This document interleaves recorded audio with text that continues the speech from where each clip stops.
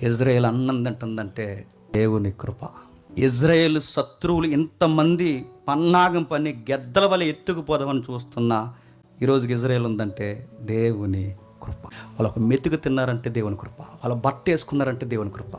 చుట్టూ ఇంతమంది శత్రువులు, చుట్టూ ఇంత ప్రమాదకరమైన ఎడార్లు, చుట్టూ ఇన్ని మెట్టలు, చుట్టూ ఇంత అనుకూలం కాని ప్రదేశాలుండి కేవలం 250 కిలోమీటర్లు కలిగిన ఈ చిన్న దేశాన్ని బంతులాగా దేవుడు పోషిస్తున్నాడు అంటే నీకేమనిపిస్తుంది? ఈ చరిత్ర చదువుతుంటే దేశాన్నే పోషించినాడు బుల్లిని ఇల్లుని పోషించలేడు అనుకో, గుర్తుపెట్టుకో.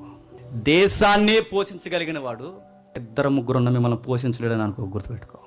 పండని ప్రాంతాన్నే మార్చేసినాడు, గుట్టల్నే సదునుగా మార్చేసినాడు, పనికి రాని సౌడు నేలని సారవంతంగా మార్చేసినాడు. నీ జీవితాన్ని కూడా ఎంత సౌడు నేలగా మారిపోయింది, నీ జీవితం కూడా ఎంత వికారంగా మారిపోయింది, నీ జీవితంలో ఫలములు లేని గొడ్డు భూమిగా మారిపోయినా, మళ్ళీ చెప్తున్నా, ఏమైపోయినా ఆయన వైపు కన్నులెత్తి చూడు, స్థితిగతులు మార్చేస్తాడు ఆయన ఖచ్చితంగా.